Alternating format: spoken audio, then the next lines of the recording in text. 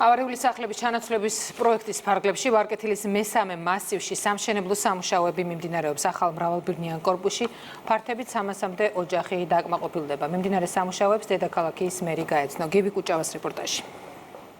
კალოუბნის ქუჩის 18 ნომერში მცხოვრები 29 ოჯახი ოქტომბრიდან ახალ საცხოვრებელ სახლში გადავა. ავარიული სამსართულიანი კორპუსის ადგილას თანამედროვე სტანდარტების 10 სართულიანი ნაგებობა აშენდება. პროექტის დასრულების შემდეგ კი მოსახლეობას სრულად გარემონტებულ ბინებს გადასცემენ. კორპუსი იყო ავარიულ მდგომარეობაში და დღესდღეობით ვხედავთ, რომ რამხელა 10 სართულიანი შენობა არის წამოჭიმული.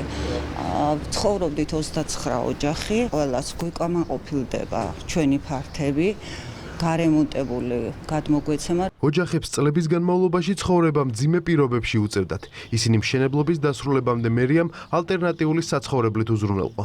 საცხოვრებელი სახლის კარკასის მშენებლობა უკვე დასრულებულია. მიმდინარეობს შიდა და გარე ფასადის სამუშაოები. აქ იყო სამსართულიანი გაუბედურებული შენობა ნაგებობა, სადაც 29 ოჯახი ცხოვრობდა.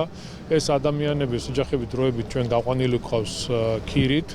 მუნიციპალიტეტი ყველა ხარჯს იღებს თავის თავზე და ხედავთ, რომ უკვე ფაქტურად კარკასი აშენებულია. 29 ოჯახს გადაეცემა უკვე ახალ აშენებულ საცხოვრებელ კორპუსში გარემონტებული ყველანაირად მოწესრიგებული ფართები. ავარიული კორპუსების ჩანაცვლების პროგრამის ფარგლებში ამორტიზებული კორპუსის დემონტაჟის სამუშაოები 2023 წელს დაიწყო. თანამედროვე არქიტექტურის შენობისთვის 7.400.000 ლარამდე დაიხარჯება. სამუშაო პროცესი კი 7.880 კვადრატულ მეტრზე მიმდინარეობს. აღნიშნული ბინა იყო ავარიული სამსართულიანი ბინა, რომელიც არსებული გამომდინარე 10 სართულიანი შენობა ნაგებობა გვაქვს. პირველ სართულზე იქნება სავაჭრო ფართი და ზემოთ იქნება ბინები. დავაშენეთ 10 სართულიანი კორპუსი, დღის მდგომარეობით პროცესი მიმდინარეობს. ვადას უსწრებთ წინსრებით რამოდენიმე თვით. ძველი და ავარიული კორპუსების ახლით ჩანაცვლების პროგრამა მერიამ 2 წლის წინ აამოქმედა.